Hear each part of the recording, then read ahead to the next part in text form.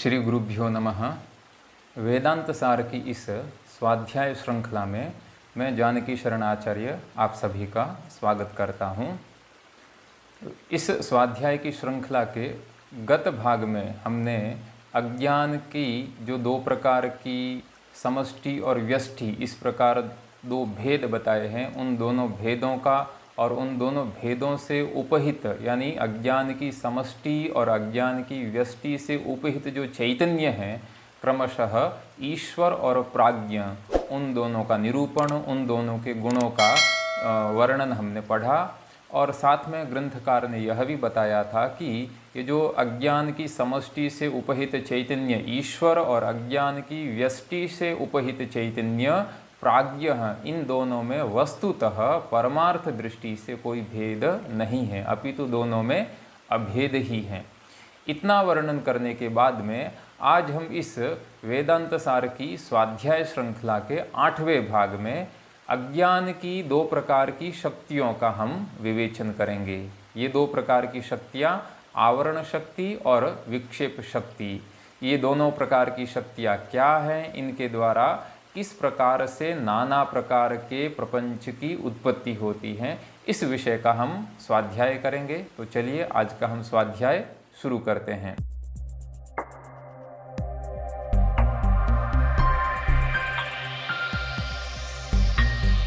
ग्रंथकार ने अज्ञान का लक्षण कहा था, अज्ञानम तो सदअसद्भ्याम अनिर्वचनीयम त्रिगुणात्मकम ज्ञान विरोधी भाव रूपम यत्किंचिदिति इस यत्किंचिदिति वदंती अहम अज्ञ इत्यादि अनुभवात, कि जो अज्ञान है वह भाव रूप है, त्रिगुणात्मक है और सत और असत रूप से उसका निर्वचन नहीं किया जा सकता, इसलिए वह अनिर्वचनीय है।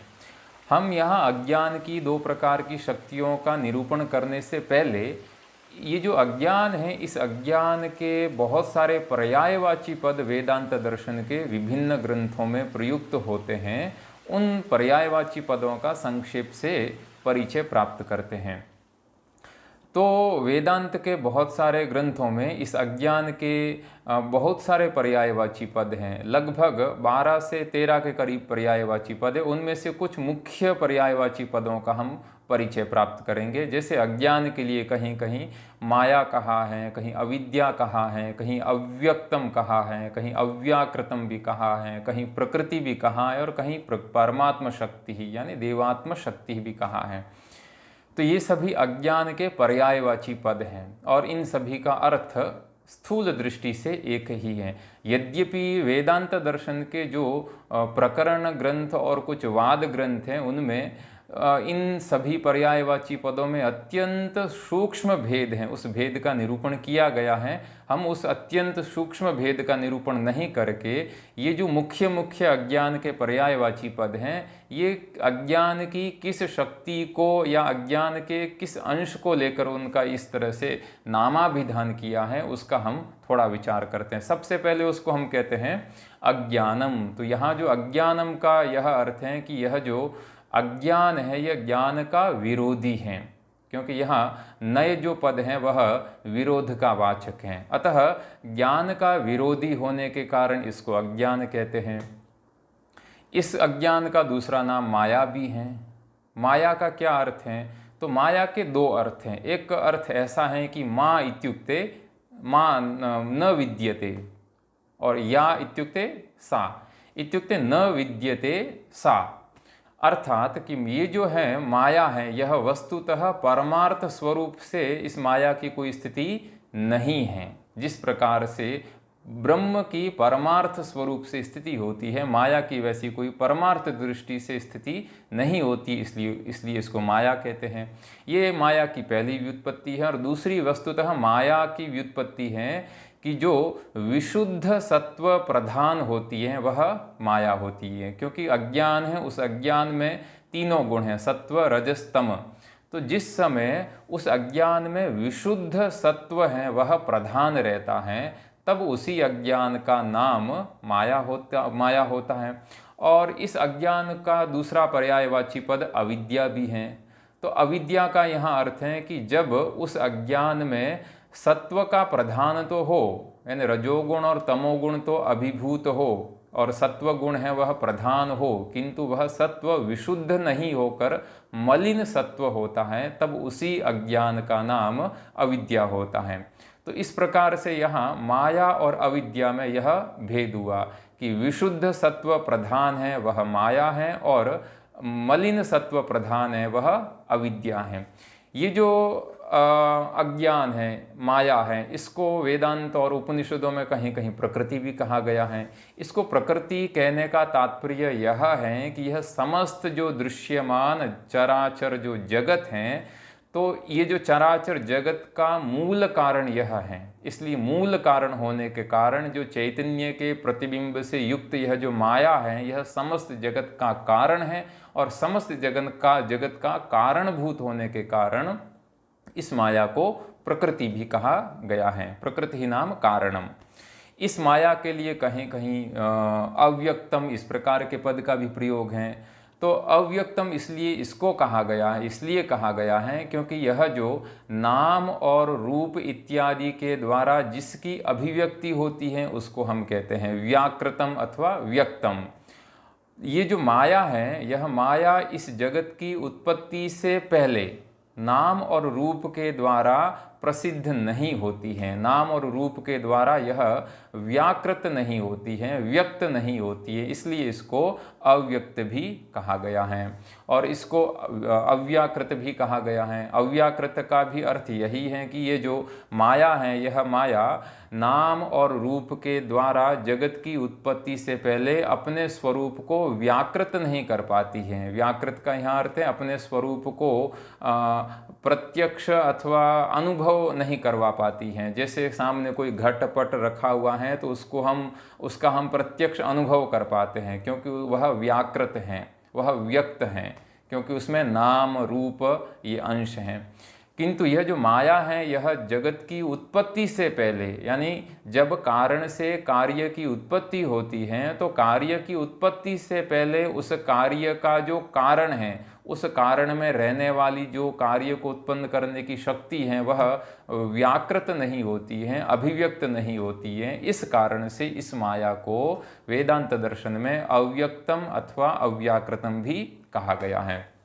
उसके बाद में इस माया को परमात्मा शक्ति भी कहा गया है। तो परमात्मा शक्ति कहने का तात्पर्य यह है क्योंकि यह जो सच्चिदानंद स्वरूप ब्रह्म है, उस ब्रह्म की यह शक्ति है, और उस ब्रह्म के साथ में ये जो माया है, यह माया भी अनादि है। यद्यपि माया ब्रह्म के साथ में माया का जो योग है, वह योग भी अनादि है, और माया है वह भी अनादि है। वेदांत दर्शन में 6 जो पदार्थ हैं वह अनादि माने जाते हैं, इसलिए यह परमात्मा की शक्ति है, और परमात्मा की शक्ति होने के कारण इसको परमात्मा शक्ति अथवा देवात्म शक्ति भी कहा जाता है।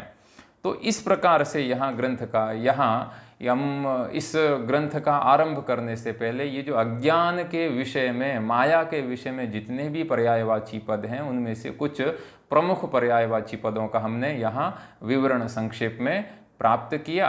अब हम यहाँ पढ़ते हैं कि ये जो अज्ञान है, इस अज्ञान की 2 कौन कौन सी शक्तियाँ हैं और इन शक्तियों को मानने की आवश्यकता क्या है। तो यहाँ एक हमारे मन में प्रश्न ऐसा होता है कि जब ब्रह्म है, वह ब्रह्म स्वयं प्रकाश चैतन्य स्वरूप है, तब उस ब्रह्म के ऐसा जो स्वयं प्रकाश चैतन्य स्वरूप ब्रह्म है, उस ब्रह्म का अज्ञान के द्वारा तिरोधान कैसे हो सकता है। यानी ये जो अज्ञान है, उस अज्ञान के द्वारा ब्रह्म का आच्छादन कैसे हो सकता है, ब्रह्म के ज्ञान का नाश कैसे हो सकता है, ये पहला प्रश्न। दूसरा प्रश्न यह है कि वेदांतो नाम उपनिषद प्रमाणम, उपनिषदों में, वेदांत के ग्रंथों में ब्रह्म को असंग और उदासीन कहा गया है, पुष्कर पलाशवत निर्लेप कहा गया है। तो ये जो ब्रह्म है, यह जब असंग और उदासीन है, तो ऐसा असंग और उदासीन ब्रह्म जगत का उत्पादक कैसे हो सकता है, जगत का कारण कैसे हो सकता है। ये 2 प्रश्न हमारे सामने आते हैं। तो पहला प्रश्न हुआ कि कि जो चैतन्य स्वरूप ब्रह्म है स्वयं प्रकाश, ऐसा स्वयं प्रकाश चैतन्य रूप ब्रह्म, उस ब्रह्म का अज्ञान के द्वारा तिरोधान कैसे हो सकता है, और दूसरा असंग और उदासीन ब्रह्म जगत का कारण कैसे बन सकता है। तो इन दोनों प्रश्नों के उत्तर में वेदांत दर्शन का यह कहना है कि अज्ञान की दो प्रकार की शक्तियाँ होती हैं, एक है आवरण शक्ति और दूसरी है विक्षेप शक्ति। वेदांत सारकार इस तरह से कहते हैं, अस्य अज्ञानस्य, अस्य यानी इस प्रकार का यह जो अज्ञान है, जिस अज्ञान का लक्षण हमने पूर्वोक्त कहा है, तो पूर्वोक्त लक्षण से लक्षित यह जो अज्ञान है, इस अज्ञान की आवरण विक्षेप नामकम अस्ति शक्ति द्वयम, इस अज्ञान की आवरण शक्ति और विक्षेप शक्ति, तो एक आवरण नाम वाली और दूसरी विक्षेप नाम वाली, ये दो प्रकार की शक्तियाँ होती हैं। किसकी? अज्ञान की। तो ये जो आवरण शक्ति है, नाम से ही हम आवरण शक्ति के नाम से ही पता चलता है कि यह जो अज्ञान की आवरण शक्ति है, ये जरूर किसी न किसी का आवरण करती हैं। आवरणम नाम आच्छादनम, ढक देती हैं।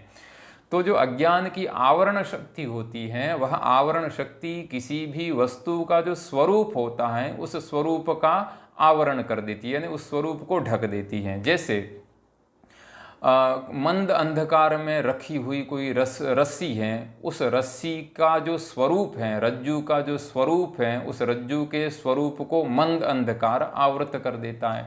उसी तरह से अज्ञान की आवरण शक्ति भी वस्तु के वास्तविक स्वरूप को आच्छादित कर देती है।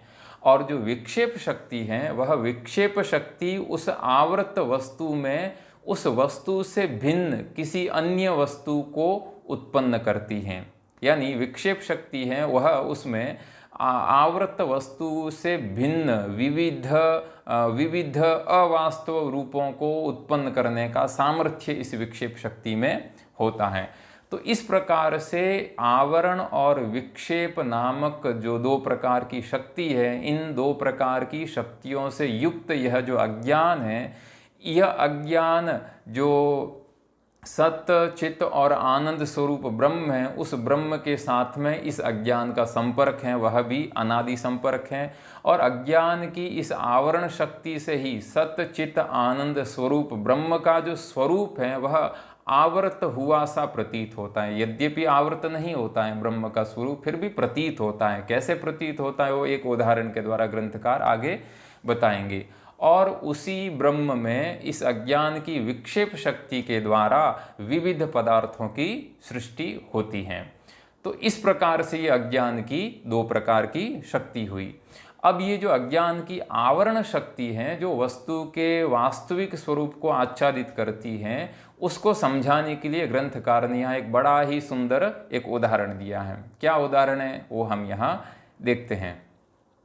तो ये जो अज्ञान की आवरण शक्ति के समर्थन में ग्रंथकार ने एक अत्यंत अनुरूप दृष्टांत प्रस्तुत किया है। उनका ये कहना है कि आवरण शक्ति ही, अज्ञान की आवरण शक्ति कैसी है, तो कहा तावद अल्पोपि मेघः, कि अज्ञान की आवरण शक्ति जैसे कि अल्पोपि मेघः, बादल हैं वो अल्प हैं, तथापि अल्पः पि मेघः अनेक योजन आयतनम, अनेक योजन आयतम आदित्य मंडलम, यानी वह जो अत्यंत अल्प जो मेघ हैं, वह अत्यंत अल्प मेघ भी अनेक योजन तक फैले हुए जो आदित्य मंडल हैं, आदित्य मंडल का अर्थ है सूर्य मंडल।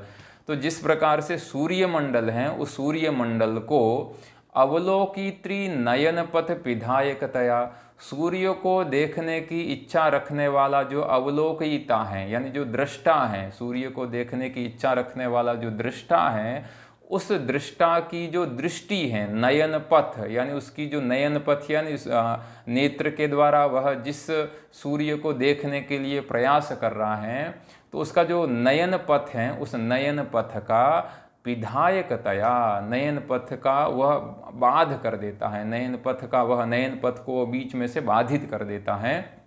और यथा आच्छादयति इव, और जिस प्रकार से आच्छादयति इव, यानी वो सूर्य को देखने की इच्छा रखने वाले दृष्टा की जो दृष्टि है, नयन पथ यानी उसकी जो दृष्टि है, वह दृष्टि अल्प बादल से ढक जाती है। वस्तुतः उसकी दृष्टि ढक जाती है और इस कारण से वह दृष्टा उस सूर्य को नहीं देख पाता है। तो उस दृष्टा को ऐसा लगता है कि इस बादल ने सूर्य को ढक लिया है ना। सूर्यम आच्छादयति इव प्रतीयते, कि बादल है, मेघ है, वह सूर्य को आच्छादित करता हुआ प्रतीत होता है।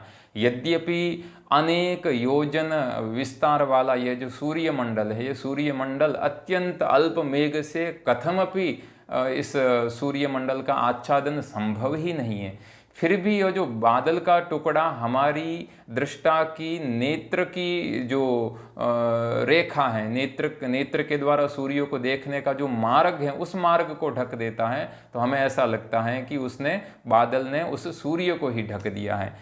तथा, तो इस प्रकार से तथा यानी उसी प्रकार से, कि जिस प्रकार से अल्प मेघ में, बादल के छोटे टुकड़े में अत्यंत सैकड़ों हजारों योजन आयतन वाले सूर्यमंडल को ढकने का सामर्थ्य नहीं है, फिर भी सूर्यमंडल ढका हुआ सा प्रतीत होता है अल्प मेघ के द्वारा।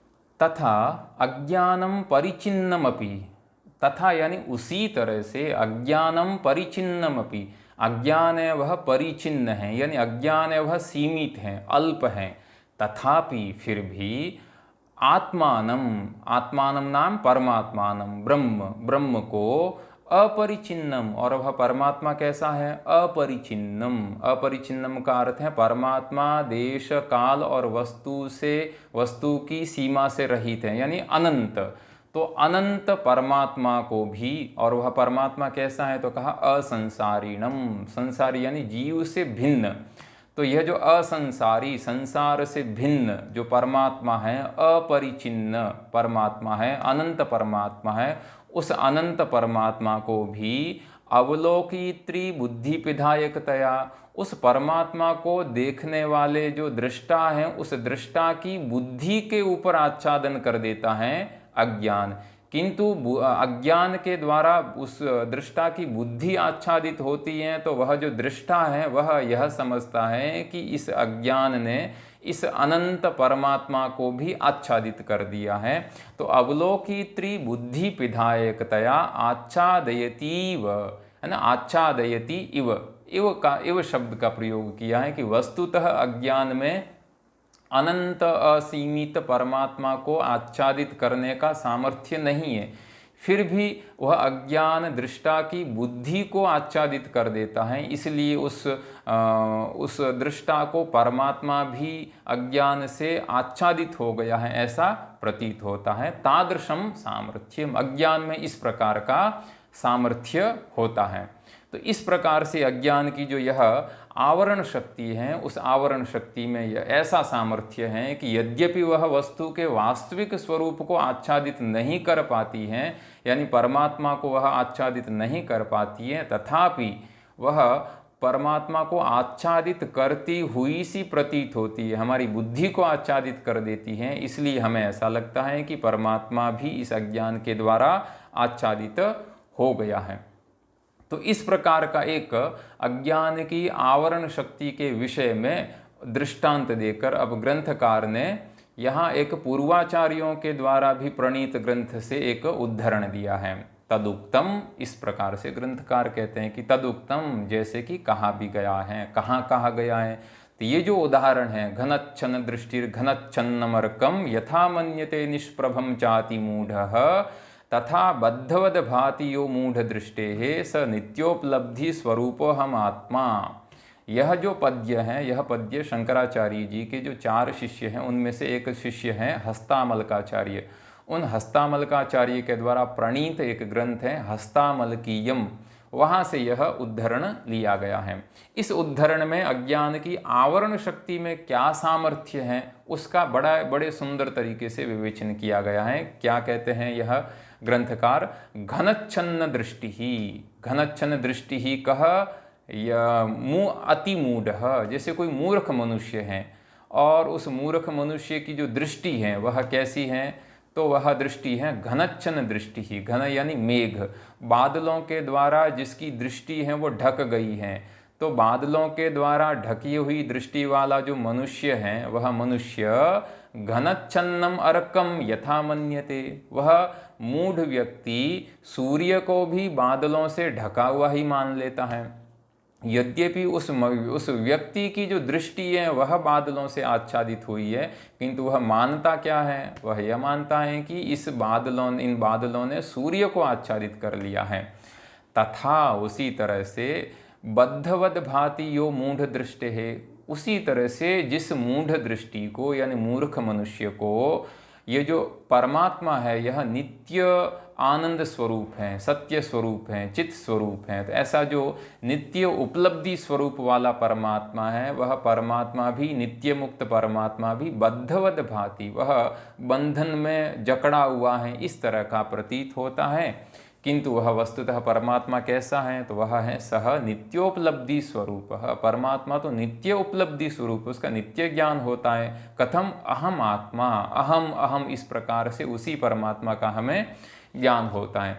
तो इस प्रकार से यहाँ ग्रंथकार ने पूर्वाचार्यों के भी इस बड़े सुंदर उदाहरण के द्वारा इस अज्ञान की आवरण शक्ति का क्या सामर्थ्य है उसका एक विवेचन किया है। अब ये जो अज्ञान की आवरण शक्ति है उसका कार्य क्या है, तो कार्य अब यहाँ वेदांत सारकार कहते हैं कि अनयेव आवरण शक्तिया, अनयेव यानी इसी अज्ञान की आवरण शक्ति के द्वारा क्या होता है, तो अवच्छिन्नस्य आत्मनः, यानी यह जो आत्मा है यह आत्मा अज्ञान की आवरण शक्ति के द्वारा आच्छादित होने के कारण ये जो आत्मा है इस आत्मा में कर्तृत्व, भोक्तृत्व, सुखित्व, दुखित्वादि संसार भावना भी भवति। यहाँ इसका अर्थ यह है कि वेदांत दर्शन में यह जो आत्मा है यह आत्मा अकर्ता है, अभोक्ता है और आनंद स्वरूप है और असंसारी है, इस प्रकार का कहा गया है। किंतु जब यह आत्मा, ऐसा जो अपरिचिन्न आत्मा अज्ञान की आवरण शक्ति के द्वारा आच्छादित हुआ सा प्रतीत होता है, तो अज्ञान की आवरण शक्ति के द्वारा आच्छादित यह आत्मा, इस आत्मा में कर्तृत्व की संभावना होती है, अहम कर्ता इस प्रकार की संभावना होती है, भोक्तृत्व की भी संभावना होती है, एतेषाम भोगानाम अहम भोक्ता, है ना, इन भोगों का मैं भोक्ता हूँ, और सुखित्व, दुखित्व, अहम सुखी, अहम दुखी, अहम संसारी, अहम पुण्यवान, अहम पापात्मा, इस प्रकार की जितने भी यह जो प्रपंच की जो संभावनाएं हैं, ये प्रपंच की संभावनाएं इस असंग और उदासीन आत्मा में अज्ञान की आवरण शक्ति के द्वारा ही होती हैं। उदाहरण से, बड़े एक अच्छे उदाहरण के द्वारा इस सिद्धांत को ग्रंथकार हैं वो समझाते हैं। कहा कि यथा, जैसे कि स्वाज्ञानेन आवृत्तायाम रज्ज्वाम सर्पत्व संभावना, जैसे अपने ही अज्ञान से आवृत जो रज्जु है उस रज्जु में सर्प की संभावना होती है। जैसे कहीं कोई रज्जु रखी हुई है, किंतु जब उस रज्जु का मंद अंधकार के कारण उस रज्जु के स्वरूप का हमें ज्ञान नहीं होता है, तो वहाँ जो मंद अंधकार है वह रज्जु के स्वरूप को आच्छादित कर देता है।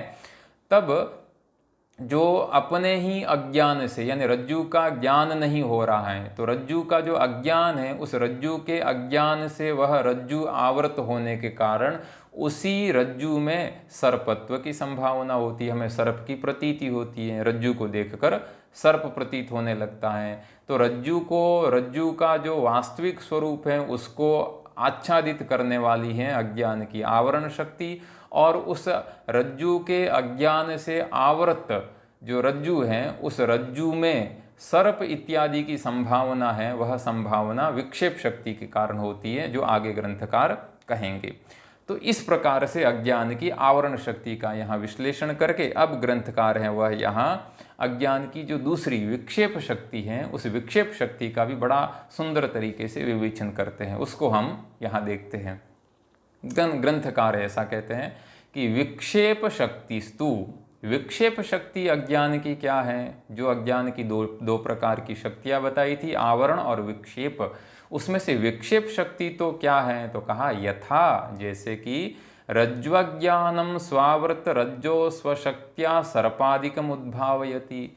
जैसे रज्जु का जो अज्ञान है, जब रज्जु का मन अंधकार में ज्ञान नहीं होता है तो उस रज्जु के विषय में जो अज्ञान है, वह अज्ञान अपने रज्जु में रहने वाला जो अज्ञान है, वह अज्ञान स्वावृत रज्जो, वह अज्ञान अपने से आवृत जो रज्जु है उस रज्जु में स्वशक्तिया अपनी ही शक्ति के द्वारा सर्पादिकम उद्भावयति, यानी अपनी जो विक्षेप शक्ति है उस विक्षेप शक्ति के द्वारा उस रज्जु में सर्प इत्यादि की संभावना को उत्पन्न करता है और हमें रज्जु में अंधकार के कारण रज्जु में सर्प इत्यादि की प्रतीति होने लगती है।